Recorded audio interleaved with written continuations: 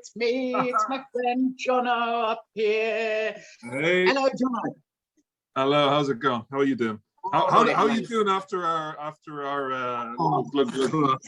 Fuck's sake, man. I tell you what, that was the first time. For those of you who don't know out there in TV land, Jonno is the head honcho and general all-around cool dude from Crazy Bastard Sauce over in Berlin. I must say, in terms of sauce companies in Germany, certainly for me, Jonno, get ready for a compliment here. Certainly for me, as I was kind of ramping our business up, 420, I looked to a few different people and companies to get an idea of what did I think was cool as fuck and who did I think was doing the thing right. And Crazy Bastard Sauce for me were from the beginning. You existed before us, Jonno. You were there before we were by a year or two.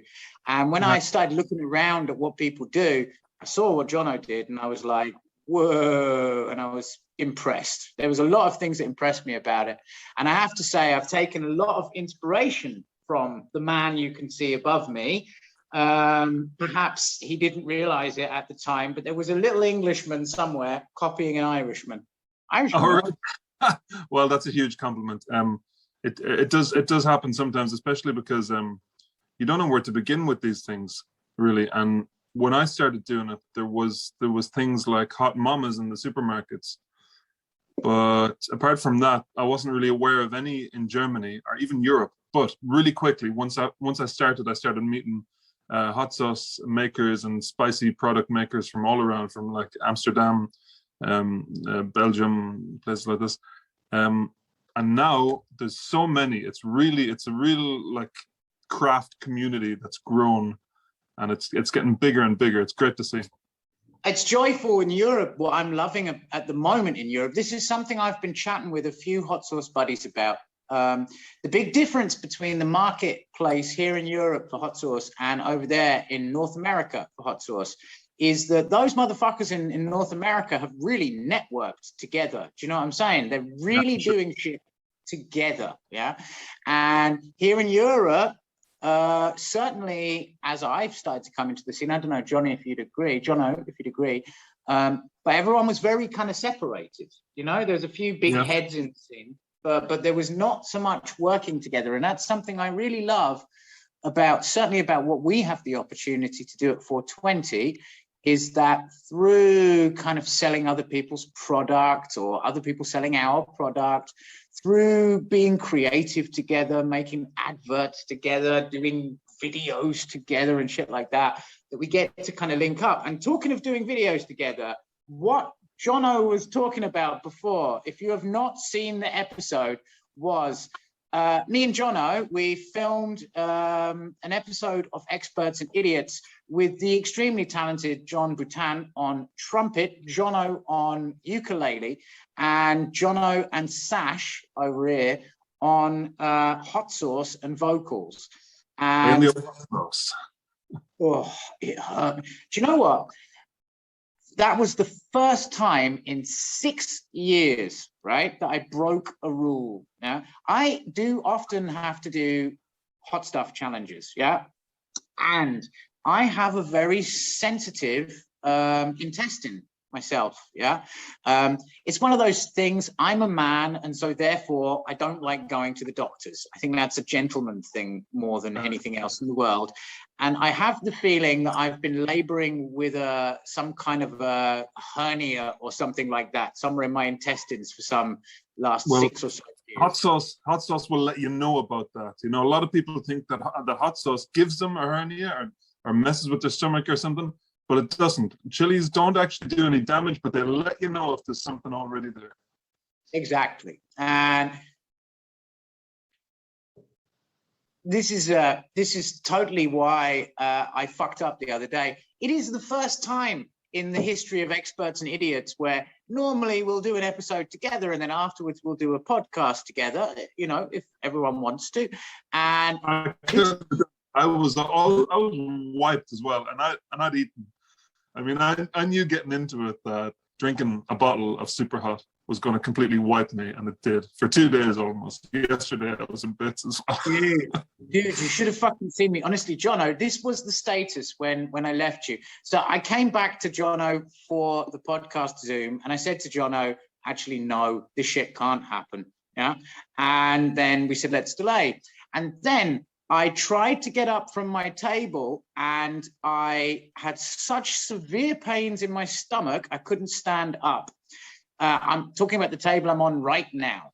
So then I was so cold and sweaty and light sensitive, I needed to get away from the grow lights you can see around me in the Chilli Lounge. So I pulled myself along the floor into the only dark place, which is the corridor, which leads to the bathroom here.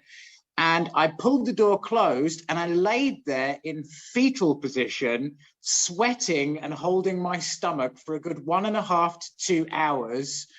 That is actually a classic case of the capsaicin cramps. I mean, it has happened to me before, and I never learned. Somebody turns up here with something and they go, oh, you got to try this, like a single tortilla chip. That's the most nasty, hottest chilies, plus probably loads of extra. And that's exactly what happened to me with that. Curled up in the corner crying. Is that the Packy One chip?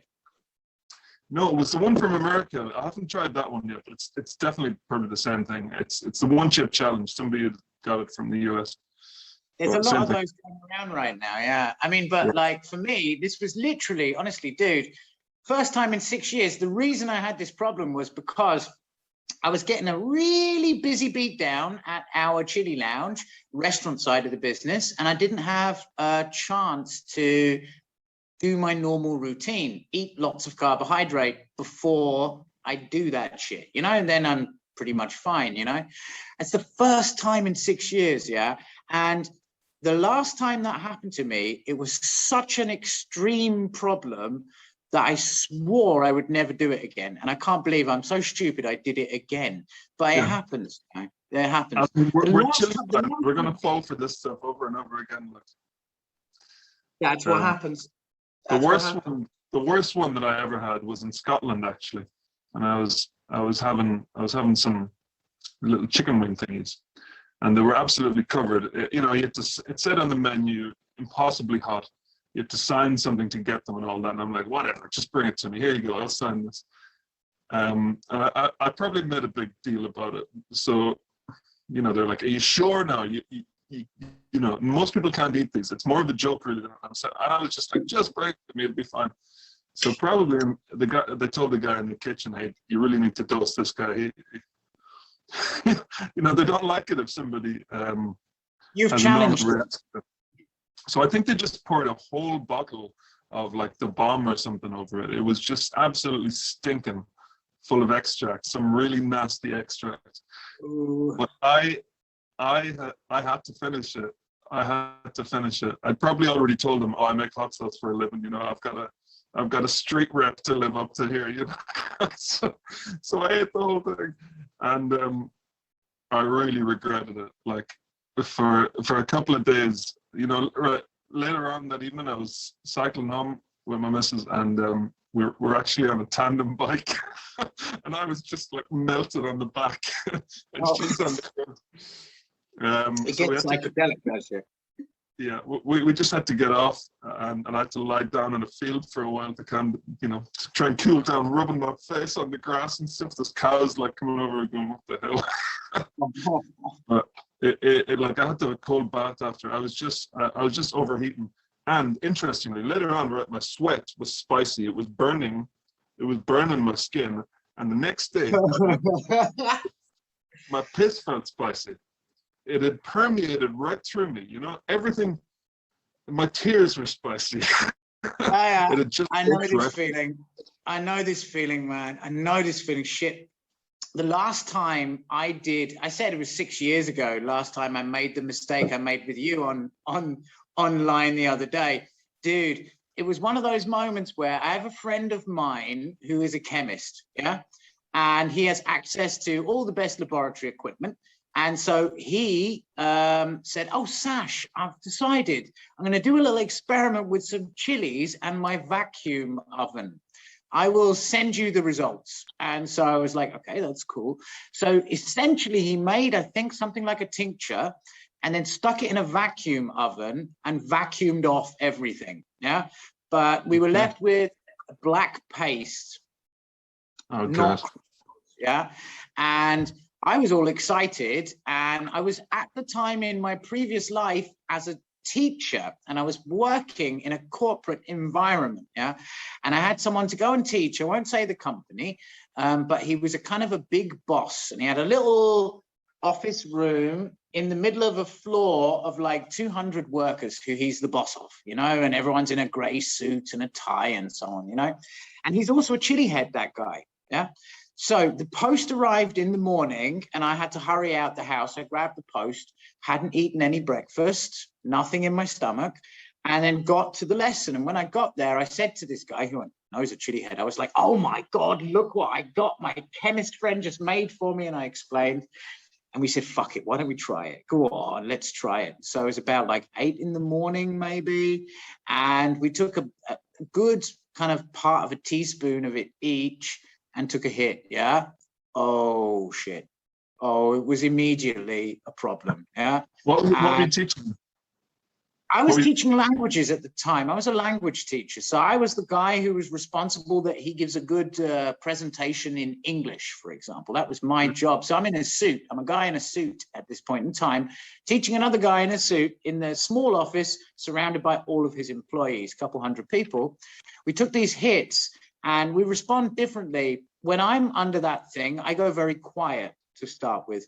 When it hit him, he became extremely active, running backwards and forwards in the room.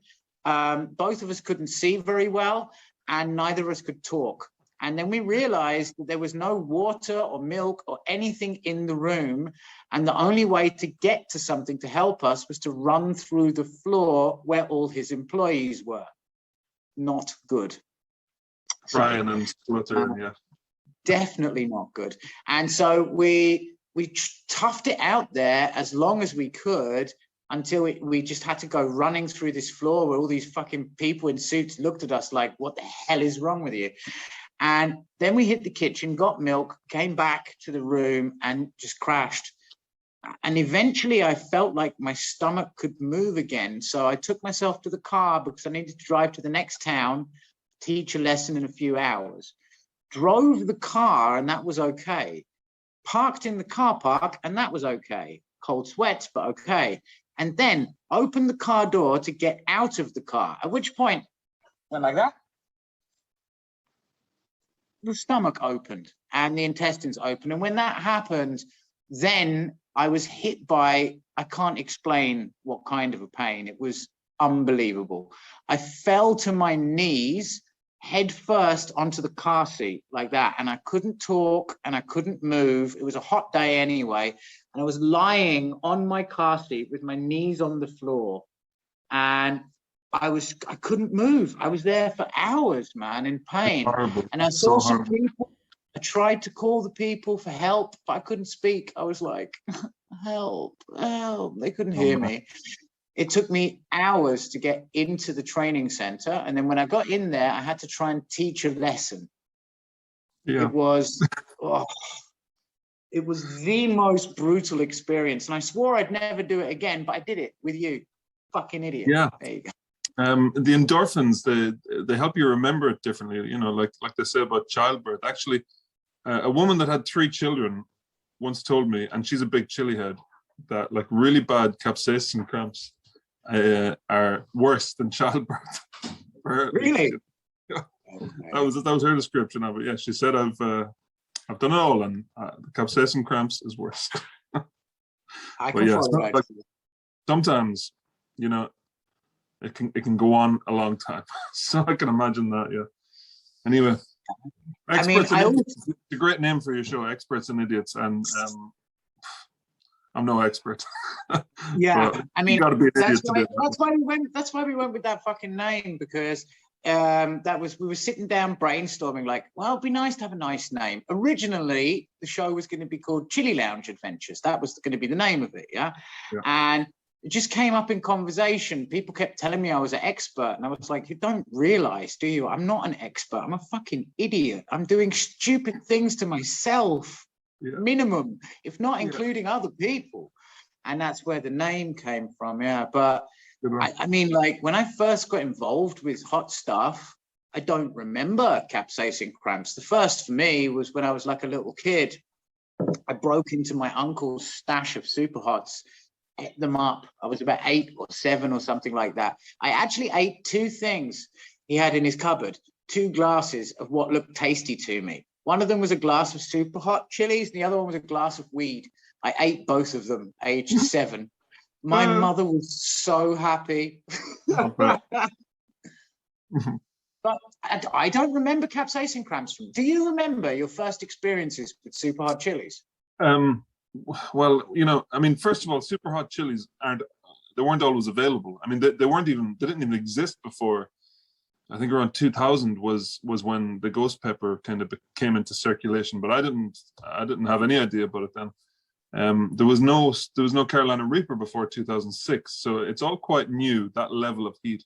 And then the extracts, you know, and it was possible to make extracts before, because you're just basically diluting dried chilies and alcohol and then evaporating the alcohol, or doing it in the vacuum oven like your mate. There's probably different ways to do it.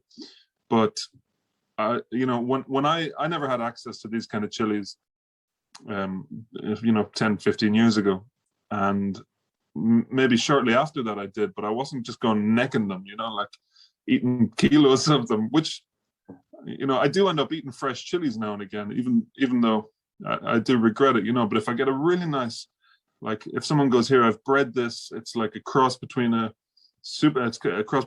Carolina Reaper and a 7-pot Douglas and a whatever, I got to try it and, you know, eat the whole thing, or, you know, have a go at half of it at least, and that'll have that kind of effect.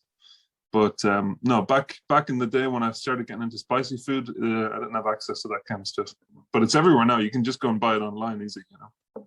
So what was your way in then? I mean, like, for me as a little kid, so we both of us grew up in the United Kingdom. No, around the Republic of Ireland.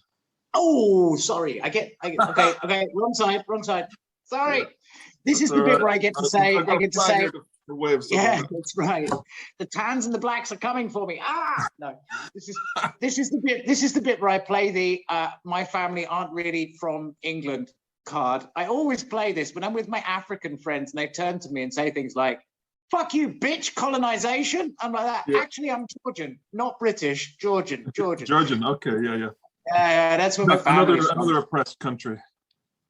I mean, if you go to Georgia right now, they've got better weed laws than we've got in Germany, and so I don't know how oppressed they are compared to us, to be honest with you, right now. I mean, historically, with the imperial power just over their shoulder, keeping an eye on them. Yeah, I mean, Georgia has it's one of the reasons why I'm proud to be me, actually, Georgia, because these guys, they've had so much shit thrown at them over the years, yeah, and especially the Jewish Georgians, because, you know, my people, they're the Jewish Georgians, so they're the ones that went away from the Crusaders in Spain in the 1400s, late 1400s.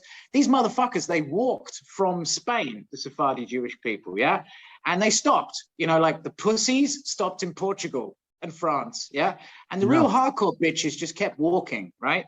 And they went everywhere, but I mean, the Sephardi Jew, they went. I mean, they brought fish and chips to the UK. Absolutely correct. Absolutely correct. Yeah. Well, not actually. Not the chips. The chips came from Belgium. Right. Okay. They brought the fish. They're frying the fish fried in the Jewish fashion, something like this. They'd have it on a handy way to eat it on the Sabbath or something like this. These guys, they fucking marched, and that's one of the reasons why I'm proud to be one of the Georgian Jews, because all of the weak ones, the ones with poor genetic material, they all died or dropped off before they got to the Caucasus Mountains, yeah? And only the ones with the most solid kind of genes got there without dying. And so what you have as a result of that, I was in the graveyard, Jewish graveyard in Tbilisi, yeah? And if you look at the gravestones from like 1890, 1900, this kind of time, yeah, in the Jewish graveyard, there you'd find people were living to be 100 years old, 90 years old in like 1890, yeah? If you go to the non-Jewish graveyards, the people are dying at 1890, age like 46, 45, 50 years old. Things like that, you see it a lot in Italy, and it used to be in Ireland a lot. Like, I mean, Irish people lived off potatoes. They lived for a long time. It's all about like sitting down for a meal with the family. And that's in a lot of cultures that isn't necessarily there today. Or it's not now, it's not like in America or necessarily in the UK anymore, but among cultural groups like Jewish, sitting down for a meal and having good food every day tends to make you live a long time. I think I agree with you. Yeah, I mean, I believe it's the Italians who say that a meal without laughter is not a meal, I think that's what the Italians say. I might be wrong about that. We'll get 100 messages from Italian people telling me I'm a fucking idiot now. So well, they probably said it in Italian, but... Yeah, that's right. Yeah, my Italian's not good enough though. But then, yeah, and also if we talk about Ireland and potatoes, one of the things that so as a small kid, Ireland and Scotland were extremely romantic to me. And so I spent a lot of time in Scotland. I ended up living there for a while. But my Ireland adventures were pretty limited. Yeah. It was kind of like a mythical place for me. And I went to a few ceilidhs, and I would get a ferry and go and have a crazy evening and then wake up with a tattoo on my face, that kind of stupidity, And, but then the flavor in for me was Shane MacGowan and the Pogues. That was it. Right. I was coming from a kind of anarchistic punk rock basis. Where I come from, Brighton is super far left. And so that was all the cool thing there. And so then there was this thing that was a bit like world music, which I also thought was cool. But it was also punk. And it also had this historical thing in it related to like Brendan Behan and poets and the Great Hunger and stuff like that. You know what I'm saying? Yeah. Ireland for me was always in this category. And then there's things I never quite followed. For example, and that's what made me think about this, what you said about potatoes there, right? The potato famine in Ireland. That was what, end of the 1800s, beginning of the 1900s, wasn't it? Yeah, well, yeah, like 1850, 60, something like that. I can't remember the exact years, but yeah, not quite the end. And this is what's in my mind, because I learned it in school in England, but I think it might be wrong. Is it if you learn in school in England, it probably is wrong, yeah.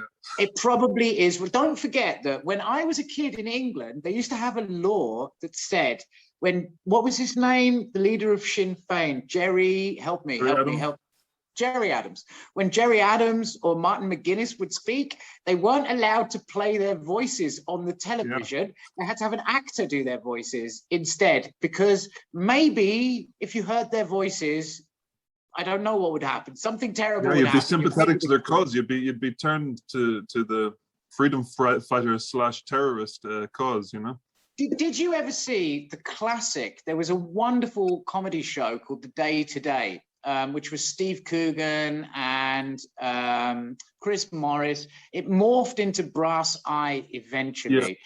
Yeah, you know what that is? Yeah, one episode back in the day, but I know Brass Eye exactly, yeah. Yeah, Brass Eye is one of my favorites. Before there was Brass Eye, there was The Day Today. And there was a wonderful sketch on The Day Today where they wanted to interview Jerry Adams, and the news reporter would say, in order for Mr. Adams' voice not to present a problem for national security, we have insisted that he inhales helium before he makes any statements. And then he'd be there and they'd be like, Mr. Adams, tell us about the Irish freedom cause. And he'd go out, the Irish people deserve freedom from the English oppressors, kind of thing like that, yeah. But is it the case, when we talk about potato famine, is that really the case that the Brits went there and fucking stole all the potatoes so everyone starved? Is that right? Not exactly, but basically, yeah. No, the thing is, the British was in charge of Ireland at the time. Britain was ruling Ireland at the time, and they were exporting. This is going to turn into one of them podcasts. I've only had one whiskey and one beer, and you got me talking about this. All right. Jolly good. So the British were in charge of Ireland at the time, and they were exporting grain, vegetables, meat, anything they could export out of there. Now, how can you have a famine in a country while you're simultaneously exporting most of the food? Yeah, that's what happened. That's weird. It wasn't a famine. The potato crop just failed. And the poor people of Ireland, that's all they had. The people in the West, especially, that's all they had to live on, because they were living in small crofts, farms, and they had to make a living and pay the landlords, who were basically just landed English people. They were given land by the crown to live there and to subjugate the people. So the people that were working there, they had to farm their land and they had to sell all of their food, and they were left with a few potatoes. And this was going on their whole lives, actually. And they got so dependent on the potatoes that the poorest people didn't have any of these other higher value things. They just had potatoes. So yeah, the English were also exporting potatoes, the ones that weren't rotten. But what happened was, when the potato crop failed, right across, it was like a virus or something in potatoes, failed right across Ireland. And the British were supposed to be the government at the time. They were in charge of this. They didn't manage it. They did what they call laissez-faire, this market politics kind of stuff. You just have to leave them to it. You don't interfere with them, like a David Attenborough documentary. They just said, well, we just have to let the peasants die in the fields, because it's not our fault if they can't feed themselves. But they were supposed to be running the country. Yeah, it's back to, it's a weird fucking thing, man. Like, being British, but I've grown up in a non-British bubble. You know what I'm saying? Yeah, my people were Georgian people, Russian people, and it was the Cold War, and so we were fucking outsiders in a British community anyway. But then coming back to this weird sense of guilt that you have. But then the thing is, I think every colonial power, if you're from Belgium, it's not you, it's not your family, and it's not anyone who's alive today either. But it's just a thing in the past, and you can't blame the son for the sins of the father. I agree with that, and I'd also say that both Jonno and I are exports, both of us, or imports, depending on how you look at it. Both of us live in Germany, yeah? And Germany, there's a very, I would say, distinct thing between an East German and a West German. When I was first here in Germany, all of my girlfriends were East German women. And that wasn't because I was in East Germany, I was in West Germany, but there was something about East German women, it was more attractive to me, yeah? And I think that if you've got somewhere in your history not too long ago, like Jonno's history, for example, over there, where you've got some pretty fucking hardcore, shitty stuff going down and you have to handle it. Do you know what I mean? Yeah. And I think that, for example, with the East Germans comparative with the West Germans, yeah, so there was a kind of a strength and a hardness that comes of seeing your government fall, of seeing the whole of your reality fuck up, turn around, turn on its head. And it does something which is relatively positive for a human being, makes them stronger or makes them broken, one of the two. I always think about, in this context, the first picture I ever saw of my father, yeah? My black and white picture.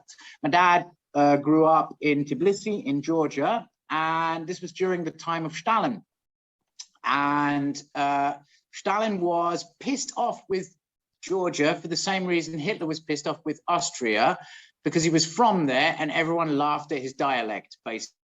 And Stalin was from Georgia, cool. Well, not cool, but yeah, Stalin was a Georgian guy, and much like Hitler hated Austria because everyone laughed at him for being Austrian, Stalin hated Georgia. Okay, with some political reasons too, but that's another thing, yeah? So he was pissed with these Georgian rebels, and so he decided what he would do was starve them, yeah?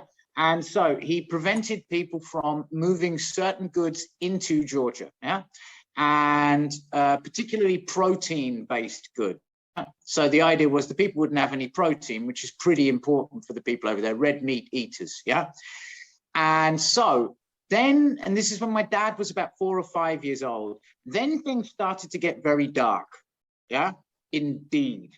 Then small children started to go missing. You know, most streets would be able to name 1 or 2 little kids who just didn't come back from playing because there was no fucking meat to eat. Yeah, and so people find meat. Do you know what I'm saying? Yeah, No way. As they say in the South Pacific, the long pig is what they call that when you're in the South Pacific. You're talking about human meat. And there you go. And the more moral members of society would not have anything to do with that shit. They wouldn't do that. Yeah. And so they went to the graveyards. No, they're not going to kidnap the small children and eat them. They went to the graveyard, started to dig up the bodies and eat them. Yeah. And so Stalin made a rule, which he said, when you die, your body becomes the possession of the state. Yeah. So if you take a body from a graveyard, you are stealing from the communist state, punishable with death. Yeah. And so he then sent That's what's going to soldiers. stop you from digging people up and eating their dead bodies. That it's illegal. There you go. The like, state says it's that desperate, you're actually going to pay attention to that shit. Yeah. And so the people of Georgia went to the streets to protest about that. Yeah. And that's the first photograph I have of my father. It's him as a small boy and one of his brothers and his older sister and his mother and his father, and they're standing with signs protesting, written in Georgian. Wait, was he protesting that they made eating dead people illegal? If you translate the sign, the family were there and my father was holding the sign, yeah, as a 4 or 5 year old child. And if you translate the sign says, they are our dead, we made them, we can eat them. And that's the first photograph I have of my father as a 4 or 5 year old child protesting for the right to eat dead bodies. That's the first. Brilliant. Yeah, and you know, that's why I think that it's pretty healthy. When you come from a background like with Ireland, or for example with the Georgian people, or for example with East Germans in comparison with West Germans, when you come from a background where your whole world has disintegrated, where the government just blew up, where that was the end of it, do you know what I mean? Yeah. I think it gives you a sense of perspective when you get a late bill from the tax authorities or something like that. It helps you hold your shit in order. You know what I mean? Yeah, good point. Yeah, it puts things in perspective. Trauma in your family and your past makes everything seem pretty unimportant in peacetime, I guess. Yeah, well, I mean, I think that in my feeling, I don't know, I had this theory years ago, which was in my younger years, but in some way I've come back to it, which was you really do need to lose everything, a minimum of 3 times before you have anything to say. You know, yeah. Like you need to lose everything. You need to lose your friends. You need to have a divorce, lose all the friends, lose all your money, lose all your everything.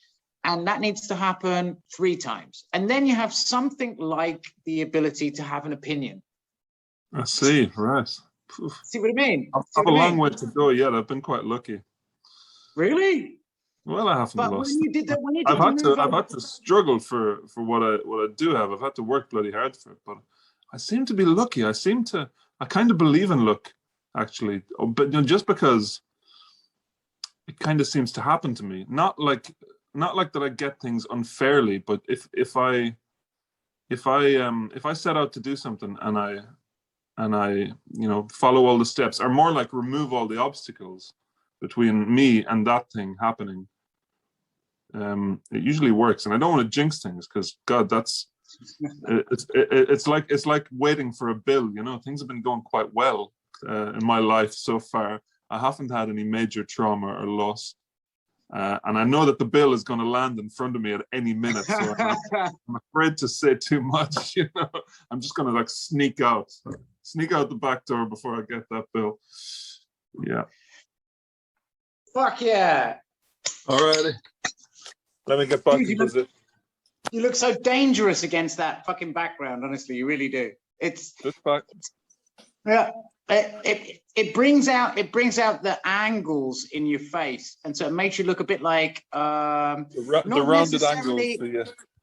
I wouldn't say a bad guy from a Bond movie, but I would think more like a bad guy from a Batfink cartoon.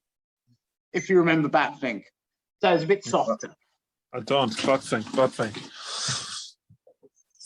Don't remember. Trust me, you're not missing much. But we must be the same age, you and me. I think so. I mean, I'm 42. I am 37. 37. So 5 years isn't a whole lot. Dude, do you know what? I've come to that point in my life now where everyone who's younger than me looks younger than me. As okay, it's so strange. It's so strange to be of that age, don't you think? Like, yeah, sure. No, you exude youth. I mean, you do. It's maybe the hair is giving you away a little bit, and all the talk of the old days gives you away. You know. I miss them. I miss them, the old days. I miss them. That's why I can't stop myself. But then, do you know what I miss and I don't miss is really simple. Yeah, I'm so happy to be me now. Yeah, in the context of, dude, I am very, very lucky that I've had the opportunity to be where I live, Bavaria. I think if I didn't have the opportunity to be here, and it was luck, I felt, as I love to say, I felt ass backwards into it. How did you? It saved my life. It saved my life because I come from a background where heavy drug use, certainly socially where I come from, is 100% normal. I was smoking weed with my teachers at school as a 13, 14-year-old. Yeah. And I have addictive genes, you know, that's the genetics I have. If you look back through my family, you've got a lot of people smoking themselves to death, playing cards until they kill themselves, doing drugs in the worst possible way. And I have that genetics. And I landed here in this place. Everyone shits on where I live, you know, like people always say to me, like, why the fuck would you want to live in Bavaria? Yeah. I mean, especially because it's me. And I'm a weirdo. And I always tell them the same thing, which is this fucking place saved my life. It really did, because it is not a drugs supermarket. Yeah. It's not like where I came from. It's the most normal part of Germany. It's the most mainstream part of Germany. Down to business. No, like, clubs open all night. No, like, I mean, of course there are, right? But Berlin is known for the fetish clubs and the weekends that never end and the drugs everywhere you go, especially where we live here in Neukölln. It's just beautiful. It's really, really great. It's a super international slum that some people that don't live here think it's a ghetto or something, but it's just great to live here.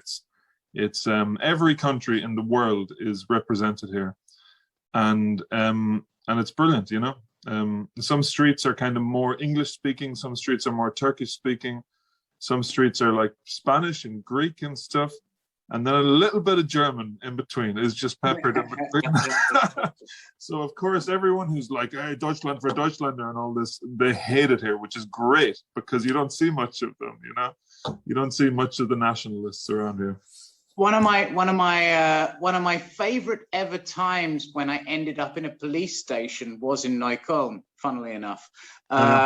I've ended up in several police stations in several continents, as is my, I guess that's the plan for my life. I didn't plan it myself, but that just happens. Crime gravitates towards you. Trouble gravitates towards you. That's right, yeah. No, I was in Berlin, right? It was one of my favorite times in a police station ever. And in the future, it became cool as fuck. And because the reason it was cool as fuck was the interview room I ended up in was the same one they put that famous Canadian cannibal in Neukölln. Luca Magnotta. There's a documentary about him, the cat guy, right? Yeah, that's him. Yeah, he's some nutcase guy. And they interviewed me in the same room. But it was a lovely, lovely moment because I didn't need to worry, because for a change, I was in a police station, not because I was busted, but because someone else did something, which was unusual for me. And what happened was I went to Hermannplatz. Just down the road. You can walk down the road from you. Yeah, that's right. Yeah, I was at the underground station in Hermannplatz, and I went to see a friend. Now, these days, I have a cannabis prescription because I have nerve damage and arthritis. I danced ballet for 15 years. And really? Yeah, and if you put that kind of pressure on a developing body, the result is nerve damage and arthritis. You know, your toes, legs and toes, huh? Were you doing the? Yeah, my left leg's fucked. My left leg's totally fucked. You know. Why I don't do any sports? I mean, it's dangerous stuff. Who said sport is mort? Was that Winston Churchill? Sport is what? Sport is mort. Someone said that. Who was that? Winston Churchill? Well, he wouldn't have been speaking German, would he? No, that's very true. I don't know. It really depends, actually, because when you find out that Boris Johnson is in fact called Boris de Pfiffle Johnson and that his family are in fact French, yeah, true, then if fucking Winston Churchill was a German, I wouldn't be surprised. But I was down the road from you. I was in Hermannplatz donkeys years ago, before I had a cannabis prescription. And I was self-medicating with cannabis at the time. I was never, I mean, drugs were always part of my life, but as a kid growing up, but cannabis was not really a drug for us. And so it didn't qualify, you know, like it starts with LSD and then it goes up to MDMA and cocaine and heroin. And yeah, I mean, and so I was in the past, I started to smoke cannabis when I noticed that it relieved the pain in my arthritis and in my nerve damage. So I had gone to Berlin because I didn't know anyone anywhere where I could get cannabis from apart from Berlin. That's one of the reasons why living in Bavaria saved my life, because it just wasn't available to me here, drugs, you know? So I went to get medicine. This is a long time ago now, maybe 10 years ago, 2007, in fact. So longer than 10 years ago. That's what, 14 years ago. 14. And I think the only time in my life I had 500 euros in my bag. And I got off the underground at Hermannplatz there near you and walked up the stairs in order to buy my, what I would now call medicine. And now I get now I understand the name of your company. It's great.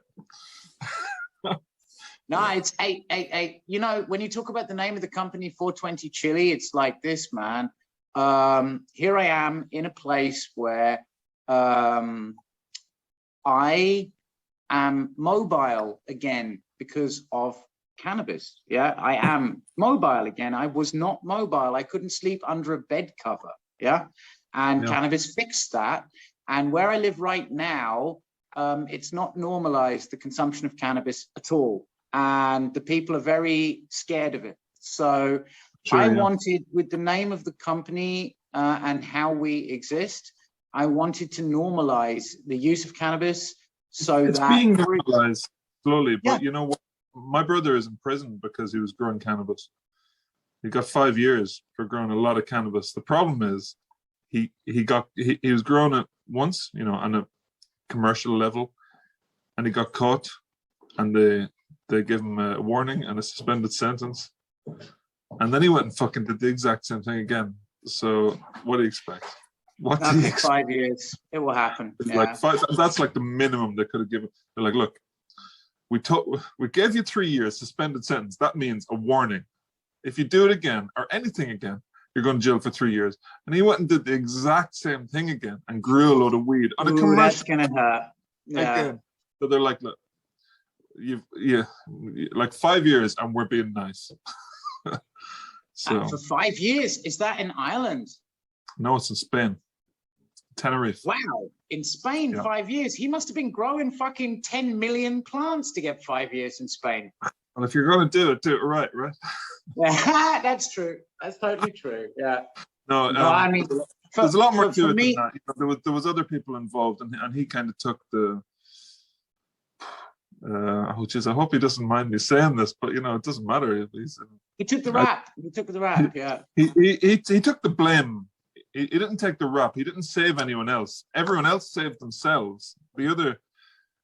One other main person that's involved completely saved themselves from the beginning by making sure that there was nothing that they could get. So it all came down to him pretty much, and he's hopefully getting out soon.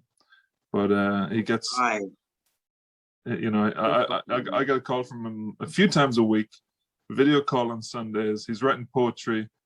He's the gardener in there. He's the prison gardener, because he's a bloody good gardener, you know. It's fucking heartbreaking, man. It's heartbreaking to me. I mean, like, I know a very large percentage of for us, it's like a baptism here at the company. Yeah. I'm a cannabis patient, so I can be very open about my cannabis use, you know, which is fair. And I also strongly believe that it's important that I pay taxes, work hard. I'm a family guy. I'm a normal, good person. You're paying taxes for weed. I mean, what's the revenue on that? You know? Yeah, that's a lot. It's 100%. 100%. There's a special tax rate for weed, is there? Well, the way the weed works is a bit different, right? There's two ways in which that works.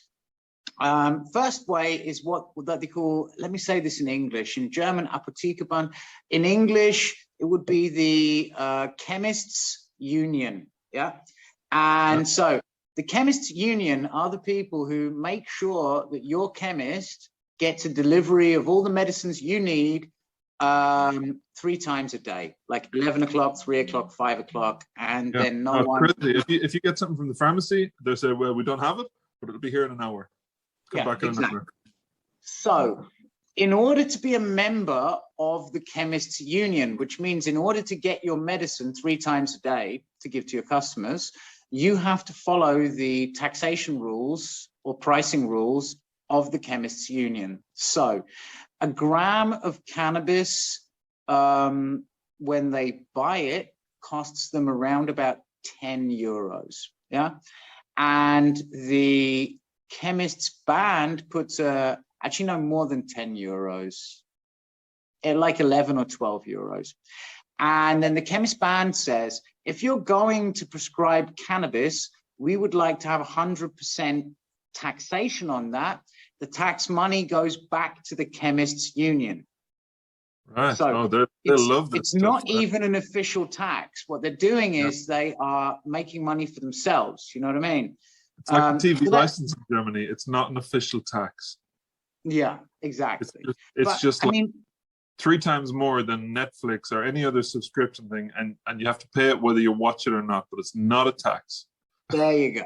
But then, interestingly enough, there is a secondary tax on cannabis in Germany, which we pay here.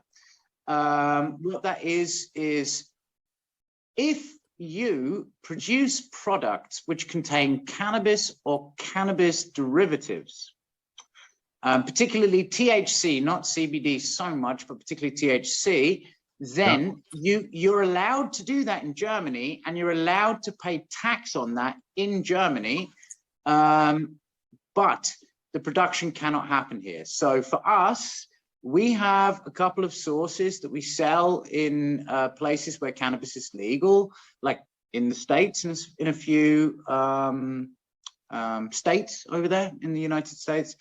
And in order for us to be able to produce a source and sell it with THC, which is produced in America, where it's legal, it means that we need a special allowance from the tax authorities here. So therefore, you have 2 separate tax declarations, your standard tax declaration and your cannabis tax declaration. And in that one, it classifies as a Lebensmittel, as a life basic food, and so you pay like a 7% value-added tax on it, and so on and so on. But that's the way that shit works here. Yeah. It's a crazy situation. I've just noticed another parallel with our businesses. So you're making a sauce with probably like a CBD that contains THC in it and selling THC and CBD, and we sell that in 3 or 4 states in America. Right, amazing. Hey, that's a really cool little thing to be into. Do you know Nightmares on Wax? Yes. Bristol. Well, he's originally from Leeds. So we're doing a collaboration with Nightmares on Wax at the moment. It's all in the works, and it's coming out in about a month-ish. And there's 3 sauces which are inspired by 3 Nightmares on Wax records: Smoker's Delight, Flip Your Lid, and Aftermath. Oh, dude, I need those sauces. Okay, well, they're great. They're already, the recipes are down. They're amazing. But Smoker's Delight, CBD in that. Smoker's Delight, they wanted to have CBD in it. Now we have CBD companies right next door to us, Europe-wide operating CBD companies. They do the ones with the THC and they do the ones without the THC. Now they have advised us that I mean, we can make it, absolutely. We can make the sauce and we can put the CBD in there with or without the THC, and we can sell it in the UK or the US, no problem. But selling it in Europe is a gray area. And let's say you're selling online and you use PayPal or Stripe or any of these payment process things, it's quite likely that the payments will be seized and like your whole account will be shut down. So we have spoken to Nightmares on Wax about this. We've all agreed, all right, we're not going to risk it. We're not going to go messing with these gray area laws, but we've made a version of Smoker's Delight with hemp oil. No THC, no CBD, just hemp oil. And it's quite nice. It's got the little nutty, it's got, a little note of the nutty hemp oil in there. It worked quite well. Apart from that, by the way, it's got nice plantains. It's got jerk spices, smoky jerk spices, Scotch bonnet. It's amazing. Oh, it sounds lovely. It's basically Scotch bonnet and jerk plantain. Great. Can you imagine that? Dude, that screams Neukölln to me. If I think about Neukölln, I think about going to buy comic books. That there was a comic shop in Neukölln I used to go to years ago. I forget the name. Yeah, I know the place. Well, it's just over the border in Kreuzberg. Okay. The manager of that was tragically killed on a bicycle accident last month. Actually, she ran that place for years. Anyway, that place was cool as fuck, man. It was really cool. That's what I mean. All that, but you just reminded me of that one. Yeah, she was. Anyone that went in there, she was running the place. And I think I know who you mean. I mean, I was in that comic shop a lot. When I was younger and I first came to Germany, I discovered manga and stuff like that. Because in Britain, Modern Comics, it was called. It's called Modern. Yes. Modern. Yeah. Yes. Modern. Yes. I still have their bags up on the wall in my study at home. But yeah, I mean, that's what I mean about that sauce sounds so Neukölln to me, because I remember going to the comic shop and I remember walking past grocery stores, with greens outside. And I remember seeing plantains and thinking to myself, motherfucker, I never see that shit in Europe, I mean, plantain, it's not really available here. There's certain places where you can get it. We can get it from a wholesaler, but we have to plan ahead because we get the green ones. But we want to use nice ripe ones to add some sweetness, so we have to plan like 3 weeks ahead to ripen up those plantains. But it's great. It makes a lovely consistency, really nice sweetness. And of course, one of the rules with our sauces, we never use sugar, no refined sugar. So it's nice to get that sweetness from somewhere natural. You never use sugar. No refined sugar, no, because people you see a lot of products that say all natural ingredients, and then you see sugar in there, and for me that is just people, they don't know. You use words all natural and stuff like this, and I don't mean anything, but actually sugar is not a natural product. It's a processed, refined product. You don't just get like a sugar cane and crack it open and white sugar pours out of it. Oh, my battery is gone. I've got 20%. Anyway, so our sauces are naturally sweet because we use things like mango and apples and stuff like this. We get natural sweetness from them. there's a set of rules about our sauce. So no matter what sauce we make, they follow the same. What are your sets of rules? It sounds like the Dogma 95 cinema rules. Explain, what are they? All right. A big one is no sugar, no chili extract. So natural heat as well. The chilies are roasted.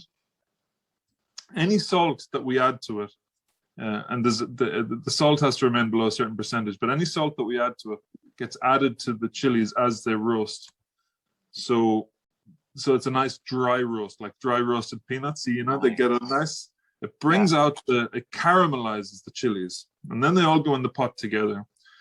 And we always use the same type of vinegar. It just kind of gives a nice, all the sauces taste different, but they've got things in common, you know? So we use a really good Italian white wine vinegar in all sauces. And it's really tempting to say, oh, let's make this sauce with an apple cider vinegar or something. But no, then it's not a Crazy Bastard sauce. Like there's certain things that are in the branding and the visual part of it, and there's certain things that are in the taste profile of all of our sauces.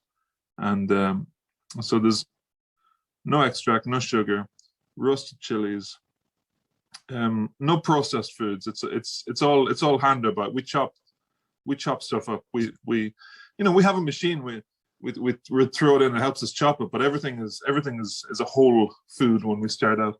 Nice. Not too much oil. I don't know. It's not exactly a menu. We don't have it on the wall or something, but it's in my head.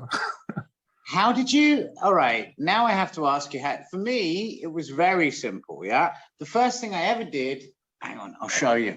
The first thing I ever did, when you talk about hot sauce, it's kind of here in my hand. When I was, this is classic, yeah? When I was 13 years old, 13 or 14 years old, I got my hands on some habanero chilies, yeah? And when I got my hands on them, I smelled them, they smelled nice, and I thought that they would taste nice with some raspberries and some mangoes. So I mixed it all together. Yeah, mixed it all together. And that was when I was 13, so I'll be 43 this year, so that's 30 years ago now. And that's exactly what's in my hand right here. It's at the moment Carolina Reaper and a little bit red Sabina as a backup, because it's nice and fruity, the red Savina, you know, and mangoes and raspberries, you know. And that was I guess you could say that's kind of how 420 chili as it exists today, the sauce profile began. It was me smelling some habanero and thinking that would be nice with a little bit mango and a little bit raspberry. And that's where we come from. I don't know, for Crazy Bastard, I mean, it's complicated, your system. So where does that come from? Well, I love chilies. I always have loved big flavors and chilies. And I used to always make sauces, really, since I'm a kid. You know, my favorite character as a kid was Getafix from Asterix, because he had a big pot. Me also, funnily enough. And he stirred it all about, and then a magic potion came out. So I'm kind of seeing a parallel, you know, these days with what I do and what I wanted to be. You know, when I was a kid, I always played down the woods as Getafix, I'd be picking leaves off trees and making a pot and all this kind of stuff. So it's mad that I ended up kind of almost doing that. So I just made a hot sauce for myself, and then me and a few friends started making like fajitas on the local market, and I made a sauce to go along with that. And then a friend of mine, a Scottish guy, named it the Crazy Bastard sauce, which was very descriptive for a guy from Glasgow. Are you gonna get that fucking Crazy Bastard sauce out? I'm like, okay, brilliant name. It stuck, so we wrote that on the jar. And then years passed, you know, it was always at the back of my head. And then the logo came about based on Charles Bronson. But the way I made sauces has changed over the years until I hit on this recipe, which was habanero and tomatillo. I got some tomatillos from the local Mexican shop. Got some habaneros because that's all that was available, really. But I chopped the onions, caramelized them, put nice Italian white wine vinegar in there, a little salt, not too much. And just one chili. I didn't want to put another chili in there because I want to taste the habanero. I want it to be a habanero sauce. So then I started doing other ones, and yeah, it was like one chili, one accompanying ingredient or something that I think goes well with that chili. Like a habanero is nice and sweet, and a tomatillo is like sour but tangy, you know. So together, it's this like perfect balance, and that's what the yellow label is. It's designed to be. If you make a sauce that's really balanced, it's going to work with everything. You can put it on sweet stuff and sour stuff and all that, and it's not going to throw it off. You're still going to taste the food. You're still going to enjoy the food, and it's just going to complement it. Tabasco is a sour hot sauce, and that's great actually, because a lot of fatty food needs that. You know, if you're having mac and cheese or any kind of sandwich with meat in it or anything like that, a little bit of like vinegar and spice on there really balances that food. But if you're assuming that the food is already kind of the way you want it, then you want a balanced hot sauce on there. So that was the goal in making that. And then I just got carried away with, okay, I have to have a whole range, and I always had my idea, my mind on the number 7. So I thought, what are my 7 favorite chilies? Jalapeno, Scotch bonnet, chipotle, which is the same as jalapeno, but it's totally different in Yeah, flavor. I mean, it's a fucking smoked jalapeno. It's a different thing, really. Really. It's a different thing, yeah. Habanero, ghost pepper, and then skipping a few. I've got a lot of chilies that I like in the kind of lower super hot range, but then Trinidad Scorpion. I've got this love-hate relationship with Trinidad Scorpion. It kills me. It absolutely kills me. It's like I'd rather eat a Carolina Reaper than a Trinidad Scorpion, because it's the same relationship with the Butyaluca, with the ghost chili. Everyone has all of their the family, chili, you know? all of that family. It's to do with how the chili gets on me. Like what's it? Butyaluca is Naga. It's a Naga. It's all the same family. So you've got the Naga March, the Butyaluki, the ghost pepper. It's all kind of the same thing. You get slight variations, like the British breeds Dorset of them. Naga.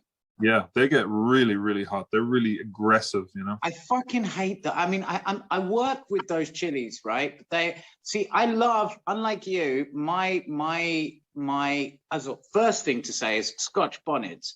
I think Scotch bonnets are a step in for everybody. I did some work with Brixton Brie hot sauce from the United Kingdom. That's in the UK. They're really accessible in the UK. They're everywhere in the UK, but here everyone thinks it's some sort of whiskey, you know?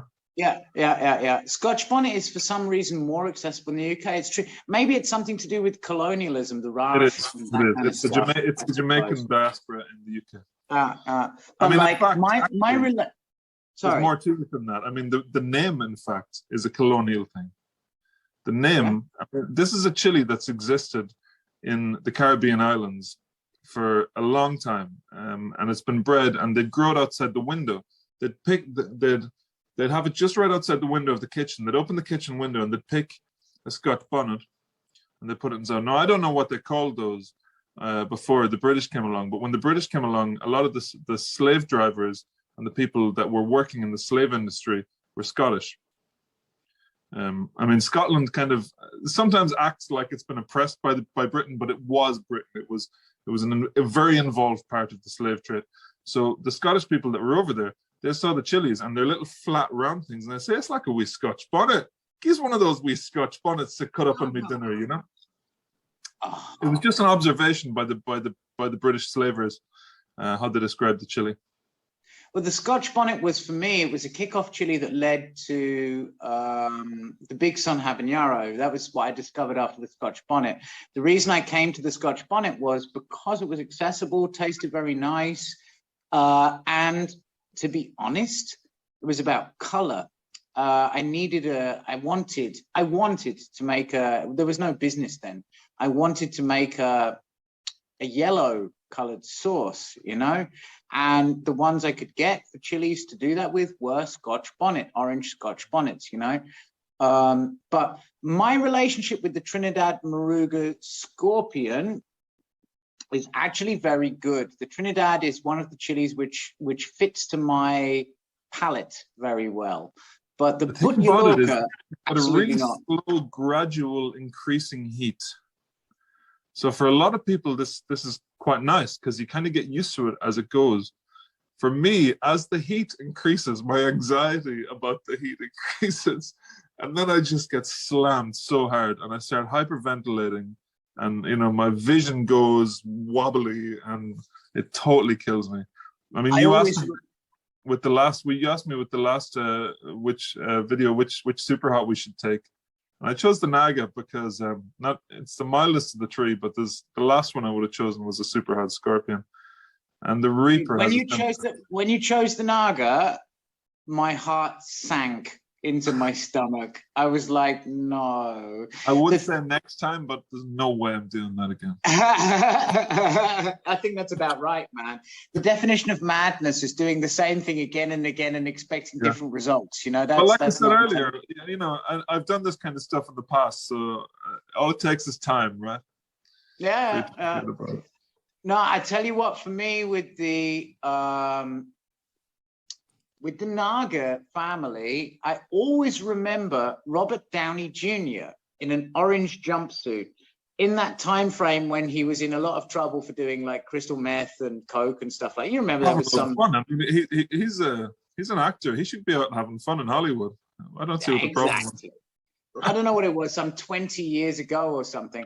And I remember a video of him in court and in an orange jumpsuit. And he said, talking about, I think, crystal meth or something like that, some kind of nasty drug. And they said, like, Mr. Downey Jr., you have a lot of opportunities in your life. And this is really not the best way for you to use the opportunities that you have. You're very lucky to have these opportunities. And he said, you don't understand, he said. It's like, I can taste, it's like I've got a gun, a loaded gun, and I put it in my mouth, and it tastes of gunmetal. And I love the taste of gunmetal. And that's what I think every time I eat a Naga. Every time I eat a Naga. Well, there is a bit of gunmetal in some super hot chilies. I'm going to have to wrap it up. My phone is on 10%. Well, all right. So, young man over there, I will say goodbye to you. And the rest of the people in television land, we will say goodbye to you all. So it's a goodbye from me. And my dear boy Jonno above me. Bye-bye. Ciao, everybody. Ciao. Hey, man, we're going to have to I can't wait until we can sit down in the same room and get drunk together. Exactly. Absolutely. Can't wait. It's going to be fucking great, man. I'm looking forward to it.